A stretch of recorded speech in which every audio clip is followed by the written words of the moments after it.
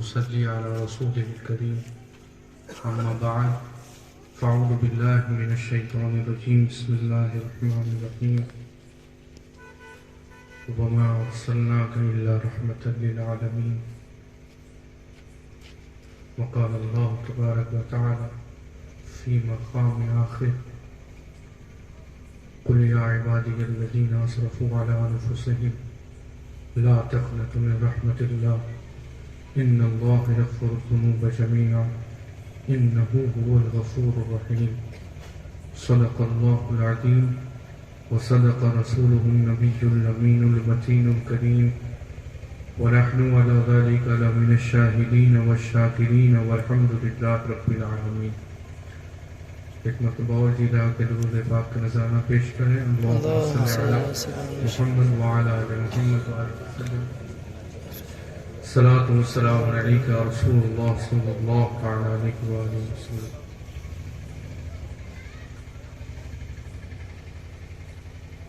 غازی پور کے ایک بہت اللہ والے بڑے عالم دین حضرت شاہ عبدالعلیم عاصی غازی پوری رحمۃ اللہ علیہ فرماتے ہیں نہ میرے دل نہ جگر پر نہ دیدہ تر پر نہ میرے دل نہ جگر پر نہ دیدہ تر پر کرم کریں وہ نشان قدم تو پتھر پر کرم کریں وہ نشان قدم تو پتھر پر.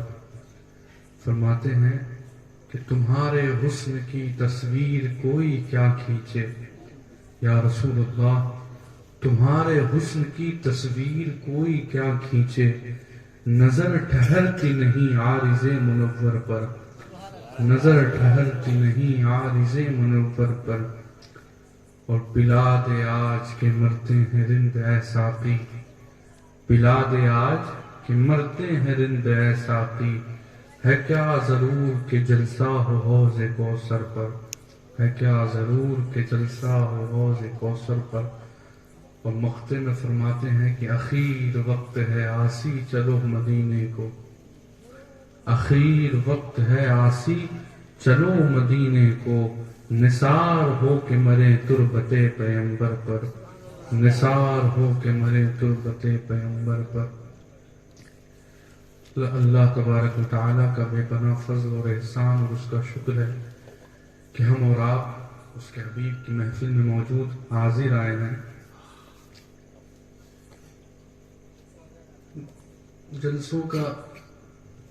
جلسوں کی کامیابی اور ان محفلوں میں اور رونق اس وقت آئے گی. ویسے تو یہ بہت زیادہ رونق والی محفل ہے ہی, اس میں کوئی آئے یا نہ آئے اس محفل کو نسبت ہی ایسی ذات سے ہے کہ جو چیز بھی ان سے منسوب ہو جاتی ہے وہ اگرچہ سیاہ ہو روشن ہو جاتی ہے. تو اس محفل میں کوئی آئے یا نہ آئے یہ محفل بہت بڑی ہے اور بہت بڑی رہے گی کیونکہ اس کو نسبت ہے حضور پاک علیہ السلام سے. لیکن ہم لوگوں کے لیے یہ اور اچھی اور کامیاب اس وقت ہوگی کہ جب ہم لوگ یہاں سے کچھ سیکھ کے جائیں گے. یہ جلسے اس لیے نہیں ہوتے کہ آپ دور دراز سے اپنے مہمان کو بھی بلا لیے کہ نہیں بھائی ہمارے یہاں بہت بڑے بڑے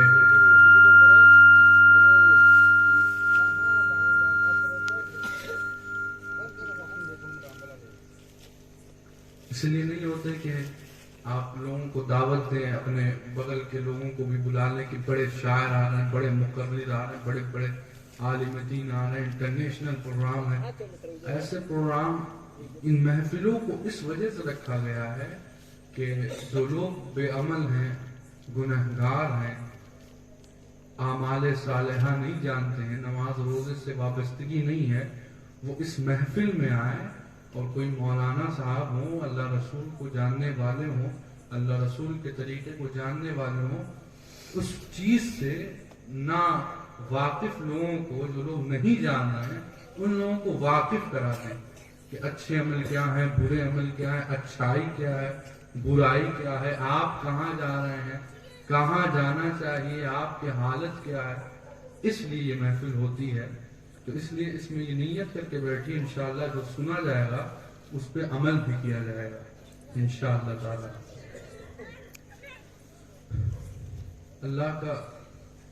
اللہ تبارک و تعالی نے اپنے محبوب علیہ السلام کے تعلق سے فرمایا کہ ہم نے آپ کو سارے عالمین کے لیے رحمت بنا کر بھیجا۔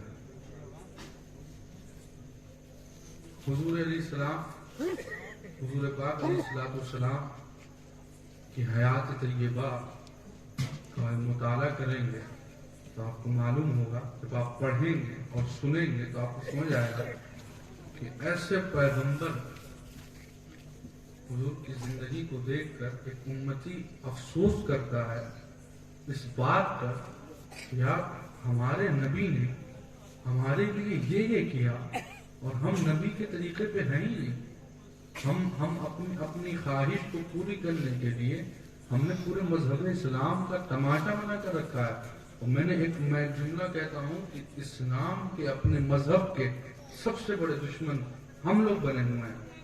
ہم اور آپ اپنے مذہب کے سب سے بڑے دشمن ہیں کہ خود تو مسلمان کہلواتے بھی ہیں اور خود اسلامی طریقے سے دور بھی ہیں، تو کون دشمن ہوا؟ یہ وقت ایسا ہے کہ بجائے کسی اور پر انگلی اٹھانے کے ہر شخص کو اپنی اصلاح کی ضرورت ہے کہ ہر آدمی اپنے آپ کو دیکھے۔ کوئی اس وقت اللہ والا نہیں ہے، کوئی بڑا صوفی اور صافی نہیں بنا بیٹھا ہے۔ سب کی حالت خراب ہے، سب عمل کے معاملے میں سب کی حالت خراب ہے۔ کوئی خالی مسلمان کہلانے پر رہ گئے ہم، کوئی اسلامی طریقہ نہیں، نہ بات چیت میں، نہ رہن سہن میں۔ اور یاد رکھیے گا حضور کی ایک ایک لمحے کو صحابہ کرام نے محفوظ کیا۔ حضور کیسے مسکراتے تھے، حضور کیسے سوتے تھے، حضور کیسے چلتے تھے، حضور نماز کیسے پڑھتے تھے، حضور مسجد میں کیسے داخل ہوتے تھے، حضور والدین کے ساتھ کیا ویوہار کرتے تھے، حضور بڑوں کے ساتھ کیسے ملتے تھے، چھوٹوں پر کیسے معاملات تھے۔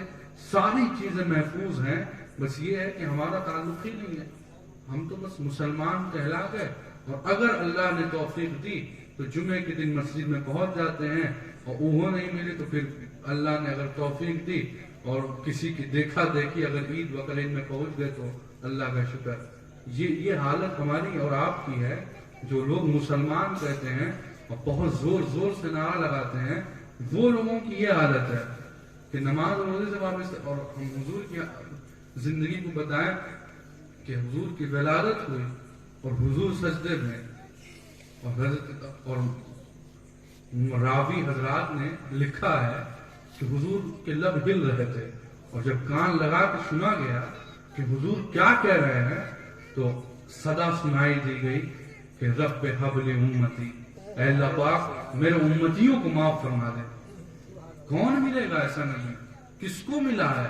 ہم اور آپ ایسے ہیں کہ جس کا نبی پیدا ہوا وہ کہہ رہا ہے کہ اللہ پاک ہماری اور آپ کی مغفرت کی اللہ کے نبی دعا کر رہے ہیں کہ ہمارے امتیوں کو معاف فرما دے۔ اور ہم اس نبی کے اتنے بڑے غدار ہیں کہ جس نبی نے اتنا احسان کیا اس کے طریقے سے ہزاروں کوس دور ہیں۔ حضور نے فرمایا میری آنکھوں کی ٹھنڈک نماز ہے۔ نماز حضور کی آنکھوں کی ٹھنڈک ہے۔ نماز پڑھنے کا ڈھنگ نہیں ہے لوگوں کو، صحیح بولنا ہے کہ نہیں؟ طریقہ ہی نہیں معلوم ہے کہ نماز کیسے پڑھنا ہے۔ افسوس کی بات ہے، طریقہ ہی نہیں معلوم کہ وضو، ارے بھائی اب آپ کی نسل کیسی ہوگی؟ آپ کی جب یہ حالت ہے، آپ باپ ہیں، یہ حالت ہے، تو آپ کے بیٹوں کی کیا حالت ہوگی؟ بہت مستقبل آنے والا دور بہت خراب ہو جائے گا اگر ہماری حالت یہی رہے گی کہ ہمیں نماز اور وضو کا طریقہ نہیں معلوم، جو بنیادی چیز ہے۔ لاکھ مرید ہو جائیے، یقیناً بزرگوں سے وابستگی کی ہر چیز سے محافظت اور حفاظت کی ضرورت ہے، دنیا و آخرت میں بھلائی ہے۔ لیکن جو شخص اپنے عمل کی بنیاد پر مضبوط نہیں ہوگا تو پھر پیر بھی کیا کرے گا؟ قیامت کا دن وہ ہے کہ انبیاء کہیں گے ارے بھائی ہمارے پاس کیوں آ رہے ہو؟ ہمیں تو اپنی پڑی ہوئی ہے، ہم اپنے مغفرت کی تلاش میں ہیں، تم کسی اور کے پاس جاؤ۔ اب بتائیے، انبیاء نبی کی زبان پہ یہ رہے گا کہ تم غیر کسی اور کے پاس جاؤ، ہمارے پاس کیوں آ رہا ہو؟ ہم تو خود اپنے چکر میں پڑے ہوئے ہیں۔ اور ہم اور آپ کون ہیں؟ ہم لوگ تو نیک لوگ بھی نہیں ہیں، نیک لوگ بھی نہیں ہیں، ولی تو چھوڑیے نیک بھی نہیں ہیں، اور ہم اس ذہن میں یہ بیٹھائے بیٹھے ہیں کہ ہم تو جنتی ہیں۔ سنی جنتی آج کل تو مائک پہ مخاطب ہی کیا جاتا ہے جنتیوں، اور ہم لوگوں کا دماغ خراب ہو گیا۔ مولانا صاحب نے کہی دیا ہے کہ سنی جو ہے جنتی ہے، اب کاہے کو کسی عمل کی ضرورت ہے، اب کسی عمل کی کیوں ضرورت ہے؟ یاد رکھیے گا کہ وہ بات یاد رکھیے گا کہ انبیاء، قیامت کا دن ایسا ہے کہ انبیاء فکر میں رہیں گے کہ میں کیسے بخشا جاؤں، مجھے کیسے ان لمحات سے نجات مل جائے۔ تو آپ ذرا تصور کیجئے کہ جو نبی ہے وہ اس کی یہ حالت ہوگی، پھر ہم اور آپ کون ہیں؟ کس کھیت کی مونی ہم اور آپ ہیں کہ ہم یہ سوچ کے بیٹھے کہ نہیں بھائی ہم تو پکا جنتی ہیں اور جنت میں چلے ہی جائیں گے۔ یاد رکھیے کہ قیامت کا دن وہ ہے، حضرت امام غزالی رحمۃ اللہ علیہ نے یہ روایت اپنی کتاب میں نقل فرمائی ہے۔ وہ فرماتے ہیں کہ اللہ رب العزت نے دو فرشتے ایسے پیدا فرمائے کہ جو قیامت تک سجدے میں رہیں گے، قیامت تک سجدے میں رہیں گے۔ کون؟ فرشتے، انسان نہیں۔ فرشتے وہ مخلوق ہیں جو نور سے پیدا کی گئی ہے، نور سے پیدا کی ہوئی مخلوق ہے۔ فرشتے جن سے گناہ نہیں ہو سکتا، وہ معصوم ہیں، ان سے گناہ نہیں ہو سکتا، وہ قیامت تک اللہ نے دو فرشتے ایسے پیدا فرمائے جو قیامت تک سجدے میں رہیں گے۔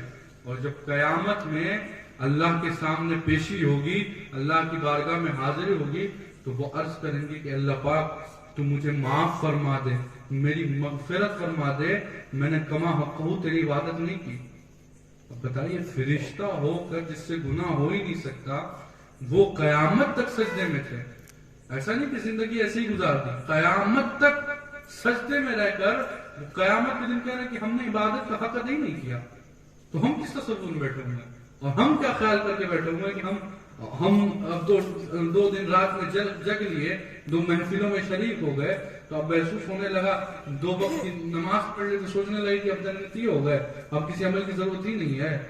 بہت سخت معاملات ہونے والے ہیں، بہت سخت معاملات، اور آپ کو اس لیے بھیجا گیا تھا، اس لیے بھیجا گیا ہے کہ تم دنیا میں جا رہے ہو لیکن دنیا تمہارے اندر نہ آئے۔ دنیا میں تو تم رہو لیکن دنیا تمہارے اندر نہ آئے، اس دنیا سے بچ کر اللہ کی خوشی کو حاصل کر لو۔ تم کو اس لیے بھیجا گیا ہے، اس لیے آپ اور ہم کو بھیجا گیا ہے۔ اور ہماری حالت یہ ہے کہ جو ضروریات ہیں، قرآن پاک کی تعلیم سے ہم دور ہیں، نماز ہم نہیں پڑھ رہے ہیں، روزے ہم نہیں رکھ رہے ہیں، رمضان شریف کے دنوں میں پان ہم کھاتے گھوم رہے ہیں۔ مائک اپنا کام کرے، آپ کو ادھر توجہ رکھیں۔ رمضان شریف میں ہم پان اور گٹکے کھاتے گھوم رہے ہیں اور اپنے بچوں کی صحیح تربیت ہم نہیں کر رہے ہیں، دوسروں کو ستا رہے ہیں، ہم دوسروں کے حقوق کو حق کو مارے ہوئے ہیں۔ ہم اس دنیا کو بنانے کے لیے، ایک ایک ہاتھ کی زمین کے لیے نہ جانے کتنوں کے حصوں کو ہم نے مار لیا ہے۔ یاد رکھیے گا، ایسے شخص کو بڑا سخت عذاب ملے گا۔ میں یہ تو نہیں بتاؤں گا کہ اللہ کیا عذاب دے گا، لیکن اتنا ضرور جانتا ہوں کہ اللہ کا بڑا سخت معاملہ اس شخص کے ساتھ ہوگا جو کسی کے دل کو دکھاتا ہے، کسی بھی انسان کے دل کو جو بھی دکھاتا ہے، اللہ بڑا سخت معاملہ کرے گا۔ اور اب یہ تصور کریں، ان سارے معاملہ کہ نماز میں نہیں پڑھ رہے، روزہ بھی نہیں رکھ رہے، علماء کرام کا عزت احترام، اپنے امام کی عزت اور احترام بھی نہیں کر رہے، لوگوں پر بھلائی بھی نہیں پہنچا رہے، لوگوں کے حقوق بھی مارے ہوئے ہوں، تو کہاں ہم جائیں گے؟ اللہ رب العزت نے آپ کو اس لیے بھیجا ہے کہ آپ اللہ کی اس دنیا میں رہ کر دنیا سے، اور ہماری یہ عادت ہے کہ اپنی خواہش کے لیے، محض لمحے بھر کی خوشی کے لیے، خواہش نفس کے لیے شیطان کی زد میں آ کے ایسے کام ہم نے کیے ہیں کہ جو یقیناً اسلام اور رسول سے کوئی تعلق نہیں ہے۔ اب بتائیے، آپ مسلمان ہیں، لوگ تو کہیں گے مسلمان، لیکن اللہ رسول کے نزدیک آپ مومن نہیں ہیں۔ ٹوپی اور داڑھی اور کرتا پائجامہ پہن لینا یہی مسلمان کی دلیل نہیں ہے۔ مسلمان تو کردار والا ہوتا ہے۔ مسلمان تو ایسے تھے کہ اگر گلی سے گزر جاتے تھے تو لوگ کلمہ پڑھ لیا کرتے تھے، دیکھ لیتے تھے۔ حضرت غریب نواز رحمۃ اللہ علیہ مسلمان ہی تھے، مومن تھے، اللہ والے تھے، لیکن مومن جو ہوتا ہے، اب صحیح بتاؤں میں، مومن جو ہوتا ہے وہی ولی ہوتا ہے، مومن جو ہوتا ہے وہی ولی ہوتا ہے۔ تو حضرت غریب نواز رحمۃ اللہ علیہ کوئی دیکھ لیتا تھا، اگر کفار اور مشرکین حضرت غریب نواز کو دیکھ لیا کرتے تھے تو مسلمان ہو جایا کرتے تھے۔ ہم کو اور آپ کو دیکھ کے کوئی مسلمان ہوگا اور یہ دور ہو جائے گا، ارے یار ایسے مسلمان ہوتے ہیں، ایسے لوگ اسلام۔ حضرت میں بتاؤں، ہمارے اور آپ کے بزرگ اور مشائخ میں سے گزرے ہیں حضرت بایزید بستامی رحمۃ اللہ علیہ، بایزید بستامی رحمۃ اللہ، ان کی حالت بتائے ہیں کہ حضرت ایک مرتبہ کعبے کے طواف کے لیے گئے اور واپس اپنے گاؤں جب آ گئے، گاؤں کو ہم کا بستان، جب وہ واپس آ گئے تو آپ کعبے سے کچھ پیڑ کی بیج لے لی تھی اپنے ساتھ، اور اس تھیلے میں جب آپ گھر پہنچے تو دیکھا کہ اس بیج کے علاوہ کچھ چینٹیاں بھی لگ گئی ہیں، کچھ چینٹیاں بھی ہیں۔ تو اب دیکھیے انسان کسے کہتے ہیں، اللہ کی عزت کی قسم، انسان کسے کہتے ہیں یہ دیکھیے آپ۔ حضرت بایزید بستامی رحمۃ اللہ علیہ نے جب تھیلے کو دیکھا تو فکر میں ہو گئے، ٹینشن میں ہو گئے کہ یہ درخت کی بیج، یہ پیڑ کی بیج جو ہے میں نے تو کعبے سے لی ہے، اور یہ جو چیٹیاں ہیں یہ بھی کعبے کی ہوں گی، یہ اپنے گھر سے دور ہو گئی ہیں، یہ اپنے گھر سے دور ہو گئی۔ پھر حضرت بایزید بستامی رحمۃ اللہ علیہ وہ ان چیٹیوں کو لے کر پھر کعبے واپس گئے اور کعبے میں چھوڑا، پھر واپس اپنے گاؤں آئے۔ چینٹی کتنی ادنا مخلوق ہے، لیکن اس کے دل کا اتنا خیال کیا ہے کہ یار یہ اپنے گھر سے دور ہو گئی، اس کو تکلیف ہوتی ہوگی، اسے واپس چھوڑنے پھر چلے گئے اور کوسوں دور کعبہ اور بستان۔ اب ذرا تصور کیجئے کہ ہم اور آپ اپنے بزرگوں کے طریقے پہ ہیں، حضور کے طریقے پہ ہیں۔ حضور علیہ السلام خود جب صحابہ کرام کفار اور مشرکین ظلم اور ستم کرتے، اسلام ایسے نہیں آیا ہے، اسلام حضور پر بے شمار تشدد کیا گیا، ظلم و ستم کیا گیا۔ صحابہ کرام جب اسلام کی تبلیغ کیا کرتے تھے تو کفار اور مشرکین ایسے حملے کیا کرتے تھے کہ حضرت سیدنا صدیق اکبر جیسی شخصیت بے ہوش ہو جایا کرتی تھی، لیکن حضور سے اس کے باوجود صحابہ کہا کرتے تھے کہ حضور آپ ان لوگوں کے لیے، آپ تو مالک کائنات ہیں، آپ کے صدقے میں اللہ نے سب کچھ پیدا کیا ہے، آپ اگر دعا فرما دیتے تو یہ کفار یہ جو ہیں ہم پر حملہ کیے جا رہے ہیں، اتنا ستا رہے ہیں اہل حق کو، اہل اسلام کو، آپ دعا کر دیں کہ یہ ختم ہو جائے، بس دعا فرما دیں۔ لیکن حضور کا جملہ آپ غور کیجئے کہ حضور فرمایا کرتے تھے کہ اے میرے صحابہ، اللہ نے مجھے بد دعا کرنے کے لیے نہیں، دعا کرنے کے لیے بھیجا ہے، اللہ نے تو مجھے تو بہتر بنا کر بھیجا ہے، رحمت بنا کر بھیجا ہے، مجھے یہ نہیں کہا گیا ہے کہ تم لوگوں کے لیے بد دعا کرو۔ حضور نے تو مجھے، اب دیکھیے یہاں تو کفار اور مشرکین کے تعلق سے صحابہ کہہ رہے ہیں کہ ان کے لیے دعا کر دیجئے کہ وہ ختم ہو جائیں، لیکن ان کے لیے بھی حضور نے کہا کہ نہیں، مجھے اس لیے نہیں بھیجا گیا کہ میں بد دعا کروں، مجھے دعا کرنے کے لیے بھیجا گیا۔ آپ کتنے بھائیوں کے لیے دعا کرتے ہیں؟ آپ کے اپنے بھائی کے ساتھ کیا معاملات ہیں؟ اپنے بھائیے کی نہ زمین ہڑپے ہوئے ہیں، اپنے بھائیے کے تو ستا رہے ہیں آپ، اسی کے تو حقوق کو مارے ہوئے ہیں، بخشے نہیں جائیں گے ہم، اور ایسے آسانی سے نہیں بچ جائیں گے کہ خالی ناز سن لیے اور سبحان اللہ کہہ لیے، 10 روپیہ لٹا لیے، یہ اچھی بات ہے، ثواب کا کام ہے سبحان اللہ کہنا اور نذرانے دینا، اس کا میں انکار نہیں کر رہا ہوں، لیکن اب اسی پر ٹھہر جانا کہ ہم تو رات بھر سبحان اللہ نعرہ خوب چاپ کے کیے ہیں، اب ہم کے بچائی جنت میں جائے سے، اب تو ہم جیبے کر اب استر ہو گئے کہ اب کوئی عمل ہی نہیں کرنا ہے۔ اس تصور میں نہ رہیے، جب فرشتے اور انبیاء جیسے اتنے بڑے بڑے لوگوں کی یہ حالت رہے گی کہ اللہ کے حضور کہیں گے میں نے عبادت کا آپ کی یا اللہ تیری عبادت کے حق ہی نہیں ادا کر پایا، اللہ پاک مجھے معاف فرما دے۔ فرشتے اور انبیاء جب یہ کہیں گے تو ہم اور آپ کون سی چیز ہیں؟ ہم اور آپ کس گمان اور فکر میں بیٹھے ہوئے ہیں گھر پہ کہ ایک دم اب خالی پیسہ کماؤ، خالی پیسے میں ڈوبے رہو، اب کچھ کرنا ہی نہیں ہے۔ یاد رکھیے گا، روپے کمانے کے لیے منع نہیں کرتا، بزنس بھی کریے لیکن حضور کے طریقے کے مطابق، بڑے بڑے انبیاء، صحابہ، مشائخ ایسے گزرے ہیں جو بزنس کیا کرتے تھے، اور یہ ہمارے انبیاء کی سنت ہے، اس میں کوئی گناہ نہیں ہے پیسہ کمانا. لیکن اب پیسے ہی میں گم ہو جانا اور اسی کو دنیا و آخرت سمجھ لینا، اور اگر پیرو صاحب سے ملنا ہے تو یہی خاطر ملنا ہے کہ حضرت دعا کر دیے تیری پیسے میں برکت ہو اور خوب مال مال ہو جائے. بتائیے، ارے بھائی تم اگر کسی اللہ والے سے مل رہے ہو، کوئی ابھی ایسا نہیں ملا جو یہ آ کے کہا کہ حضرت میرے لیے دعا فرما دیجئے کہ اللہ مجھ سے راضی ہو جائے، حضور کے طریقے میں چلو، مجھے اللہ معاف فرما دے، میری مغفرت کے لیے دعا فرما دیجئے، یا میرے والدین کی مغفرت کے لیے دعا فرما، میرے بچوں کے لیے دعا فرما دیجئے کہ قرآن سیکھ لیں، قرآن پڑھ لیں.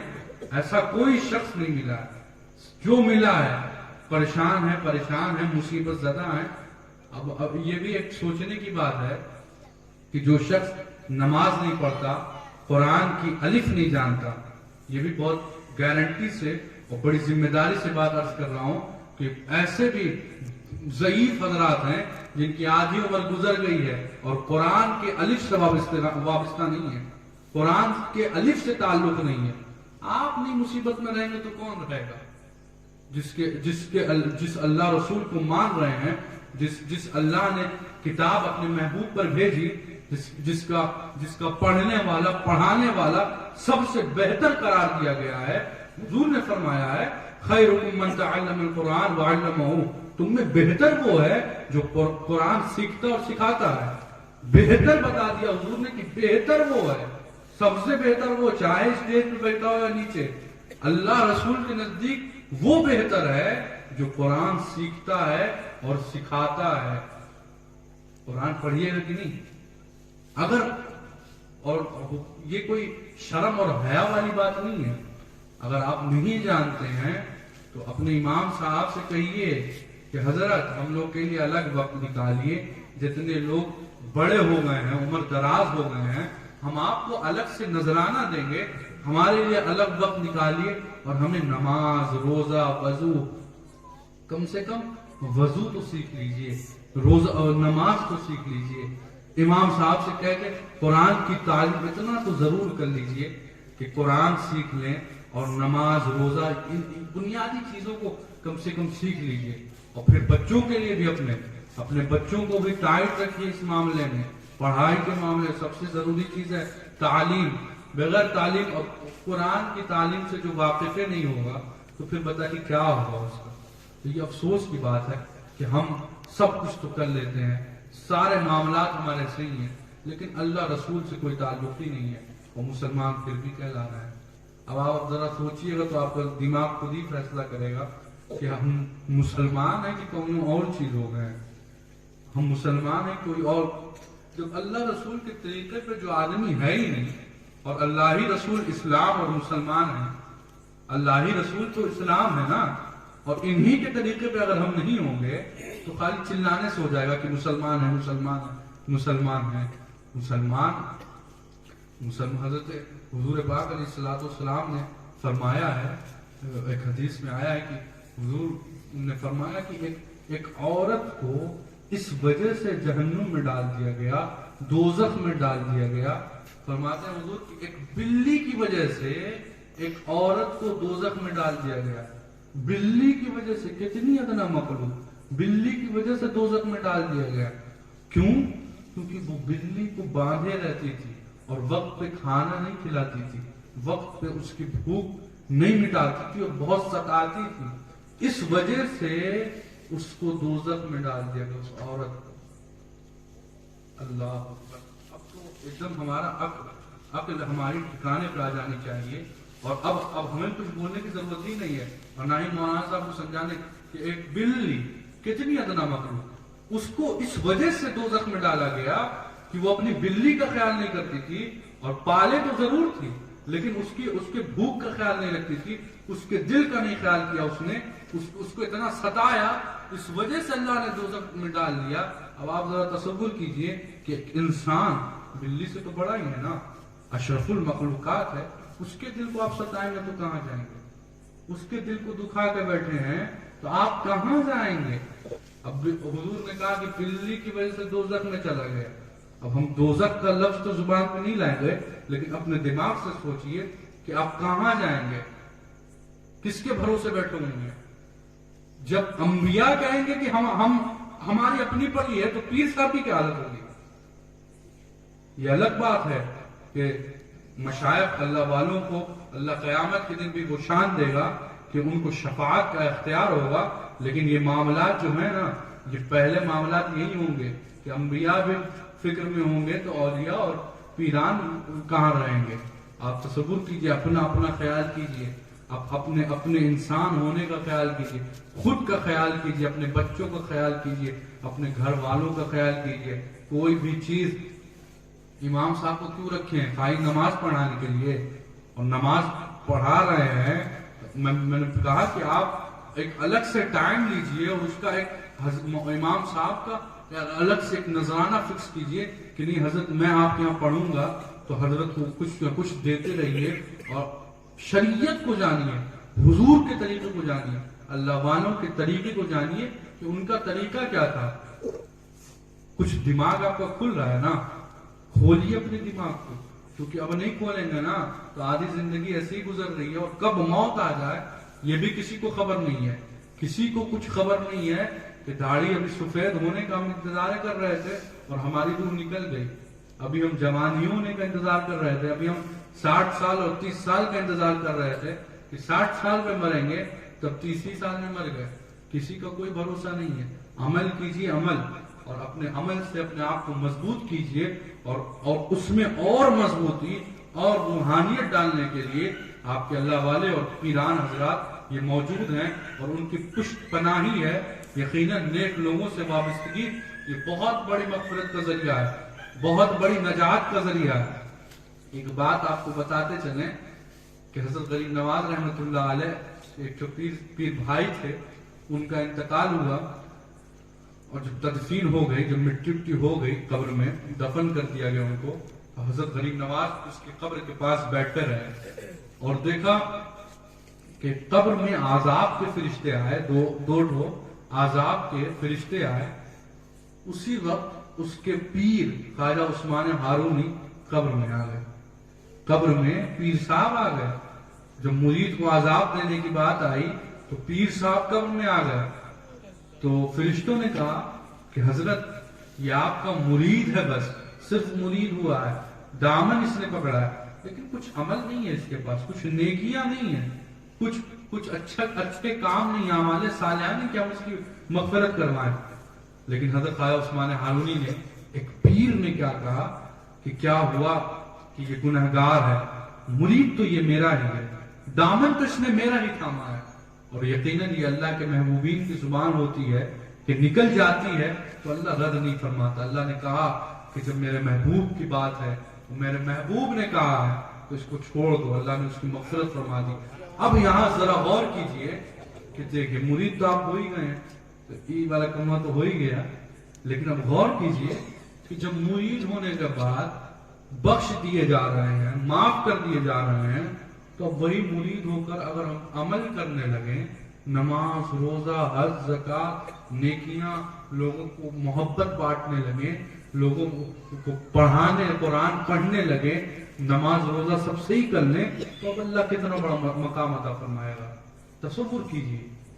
تو اپنی حیات کا، اپنی زندگی کا ایک مقصد سمجھیے کہ اپنے آپ کو اللہ رسول کی بتائی ہوئی تعلیمات جو اللہ رسول نے فرمایا ہے اس کے مطابق ہمیں اپنے آپ کو کرنا ہے، اور 2 دن کی زندگی خواہشات کے لیے سارے مولانا حضور نے فرمایا ہے، ترمذی شریف کی حدیث ہے کہ حضور نے فرمایا ہے تبسمک فی وجہ اخیک صدقہ، کہ اپنے بھائی کی طرف مسکرا کر دیکھنا یہ صدقہ ہے۔ میں یہ حدیث پڑھ کے سوچنے لگا کہ کس طریقے سے پیغمبر نے محبت بانٹی ہے، حضور نے کیسے، کیونکہ وہ جانتے تھے کہ یہاں آنے والا ایسا دور ہے کہ یہ قوم اور یہ امتی اپنے بھائی کو دیکھنا نہیں پسند کریں گے، تو حضور نے ایک صدقے کا لفظ استعمال کر دیا کہ کم سے کم اگر یہ محبت میں نہیں تو اس لالچ میں اپنے بھائی کی طرف مسکرا کے دیکھیں گے کہ دیکھنا صدقہ ہے۔ صرف مسکرا کر دیکھنا، پیسے سے نکالیں نہ نکالیں، خالی ایک بھائی کی طرف مسکرا کر دیکھ دیا آپ نے تو وہ صدقہ ہے۔ یہ ہمارے بزرگوں کی تعلیمات اور حضور پاک علیہ السلام سب سے ضروری چیز، بنیادی چیز کہ نماز قرآن دونوں کا دامن کس کے پکڑیے۔ اور اللہ کا فضل اور احسان ہے کہ مشائخ سے تو وابستگی ہو ہی رہی ہے، تو آپ کسی طور سے کمزور نہیں ہوں گے۔ اگر آپ اپنے عمل کو مضبوط کر لیں گے تب تو آپ اتنے پاورفل لوگوں سے جڑ گئے ہیں اور متصل ہو گئے ہیں کہ جو گرم دیوان ہے کہ جو جلال میں آتے ہیں تو اپنی پیٹھ پر روٹیاں سکوا دیتے ہیں۔ جو جلال میں آتے ہیں تو اپنے خادموں کو حکم دیتے ہیں۔ ایک مرتبہ حضرت ابو الغوث کرم دیوان جامع شریف والے محبوب رحمان کی بارگاہ میں کچھ فقراء، اگر رات کا وقت تھا، بارش کا موسم تھا، لکڑیوں کا انتظام نہیں تھا، روٹیاں نہیں تھی، خدام نے عرض کیا حضور رات کافی ہو گئی ہے، بارش ہو رہی ہے، لکڑیاں بھیگ چکی ہیں، لوگ آ گئے ہیں اور اتنی رات کو کھانے کا انتظام کیسے ہو؟ تو حضرت گرم دیوان علیہ رحمہ جلال میں آئے اور فرمایا کہ آٹا تیار کرو، اور جب آٹا لے آیا گیا تو آپ نے فرمایا کہ میری پیٹھ پہ سیکو، تو اتنی تپش تھی آپ کی پیٹھ میں کہ روٹی آٹا رکھتے گئے اور روٹیاں تیار ہوتی گئیں۔ اللہ نے وہ کمال حضرت شیخ طریقت سیدنا سرکار عبید الرحمن چشتی رحمۃ اللہ علیہ، کیا اوقات ہے کسی مصیبت کا اور کسی دکھ کا کہ وہ ان اولیاء آپ صرف نام لے لیجئے، صرف آنکھ بند کر کے اپنے اللہ والوں اور حضرت شیخ طریقت صوفی ملت کا نام لے لیجئے، حضرت ابو الغوث کا نام لے لیجئے، کسی بھوت شیطان انات جنات کی اوقات نہیں ہے کہ وہ آپ کے سامنے ٹھہر سکے۔ یہ پاور اور اختیار حضرت صوفی ملت بنی شریف کی مسجد میں نماز پڑھ رہے تھے، کسی نے آگے کہا کہ حضرت میرے گھر میں بڑی طبیعت خراب ہے، آپ چلیں۔ تو حضرت جب تشریف لے گئے تو کسی آسیبی خلل کا معاملہ تھا اور حاضری تھی، حضرت کو دیکھتے ہی بڑے تیش میں آیا، حضرت نے حکم دیا کہ جاؤ۔ تو اس نے کہا کہ میں کیسے جاؤں، آپ تشریف لے آئے ہیں تو آپ کے ساتھ ساتھ حضرت ابو الغوث کرم دیوان سے لے کر آپ کے والد تک کے بزرگ سب موجود ہیں، یہ لوگ راستہ چھوڑے تب نہ جاؤں۔ تو یہ سلسلہ ہے، ہذہ سلسلۃ العالیہ، یہ بزرگوں کا ایسا سلسلہ ہے کہ سلسلہ در سلسلہ، یہ صرف ایک دو پشت کا معاملہ، یہ سلسلہ در سلسلہ مولا کائنات اور حضور تک پہنچتا ہے۔ بس ہم اور آپ اپنے عمل سے مضبوط ہو جائیں، پھر تو دامن ہم نے اتنا تگڑا پکڑا ہوا ہے کہ کوئی ہمیں ہلا بھی نہیں سکتا ہے۔ ہاں، مطمئن رہیے، بس عمل کرتے رہیے اور جو برائیاں اس کو ختم کیجیے۔ اپنے بچوں کو، آپ خود بھی قرآن کی تعلیمات سے اپنے آپ کو سنواریے۔ حضرت نظام الدین اولیاء فرماتے ہیں کہ میرے پیر و مرشد بابا فرید رحمۃ اللہ علیہ فرمایا کرتے تھے کہ جس طریقے سے لوہے کو زنگ لگ جاتا ہے اسی طریقے سے دل کو بھی زنگ لگ جاتا ہے، اور بابا صاحب رحمۃ اللہ علیہ فرماتے تھے کہ دل کا جو زنگ ہے وہ موت کی یاد اور قرآن مقدس کی تلاوت سے ختم ہوتا ہے۔ تو قرآن پاک کم سے کم ایک لفظ اتنا عزم کر لیجئے، عہد کر لیجئے کہ جب بھی ہم کو فرصت ملے گی، کچھ نہیں آتا، ایک لفظ پڑھیں گے، ایک لائن پڑھیں گے، کچھ پڑھیے، کچھ کوشش کیجئے، اللہ تعالیٰ مدد کرے گا۔ اور امام صاحب سے اپنے تعلق مضبوط کیجئے، سیکھیے، ان سے جانیے، یہ موجود ہے، اللہ کی بڑی نعمت ہے کہ ایک اچھا عالم اور ایک امام صاحب آپ کے مخلص، ماشاءاللہ، اللہ تعالیٰ ان کے علم میں، عمر میں برکتیں عطا فرمائے، رزق میں برکتیں عطا فرمائے۔ آپ لوگ ان کا خیال کریے، ان سے محبت کیجئے اور ان سے اپنے تعلق کو وسیع کیجئے اور جڑیے اور جانیے اور پوچھئے کہ حضرت وضو کیسے کرتے ہیں، حضرت نماز کیسے پڑھتے ہیں، حضرت نماز کا کیا طریقہ ہے، اس میں کیا پڑھتے ہیں، رکوع میں کیا پڑھتے ہیں، سجدے میں کیا پڑھتے ہیں، التحیات کیا ہے، سب پوچھئے، اینا شرم کیجئے کہ کیا ہے، ہم کتنی عمر ہو گئی ہے، ساری شرم اور حیا کو نکال کے اللہ رسول کے ڈر سے، آخرت کے قیامت کے ڈر سے اور اپنے پیران کے خوف سے کہ کم سے کم ہم جن کے دامن سے وابستہ ہیں کہیں ایسا نہ ہو کہ ان کے دامن پر ہماری وجہ سے کوئی داغ لگ جائے، ایسا نہ ہو کہ ہماری وجہ سے ان کے دامن پہ کوئی داغ لگ جائے کہ صوفی ملت کہ مرید ایسے ہیں کہ جن کو نماز پڑھنے نہیں آتا، قرآن پڑھنے نہیں آتا، دھاما والے پیر صاحب سے ایسے لوگ مرید ہیں یہ جو اللہ رسول کو جانتی نہیں. بتائیے کتنی بڑی رسوائی ہمارے اور آپ کے پیر کی ہوگی اگر ہم غلط ہوں گے. تو اس لیے ان لوگوں کی خوشی کے لیے اپنے آپ کو سدھار لیجیے. اللہ تعالیٰ سے دعا ہے کہ مولا کریم اس بستی کو آباد رکھے اور اسلام کی مشائخ کے فیضان کی بہار اس بستی میں آئے اور خوب یہ بستی رونق ہو، چمکے بزرگوں کے فیضان سے. اللہ تعالیٰ اس بستی کو اور بستی کے رہنے والوں کو سب کو ہر اعتبار سے روزی روٹی اور رزق کے اعتبار سے، علم کے، عمر کے، ہر چیز میں برکتیں عطا فرمائے. جس کے گھر میں بھی جو پریشانیاں ہیں حضور کے تصدق سے اولیاء کرام کے واسطے اللہ تعالیٰ سب کی پریشانیوں کو دور فرمائے. اللہ تعالیٰ ہم کو اور آپ کو سب کو عمل کرنے کی توفیق عطا فرمائے، حضور اور اپنے پیروں کا سچا و پکا غلام بنائے. السلام علیکم ورحمۃ اللہ.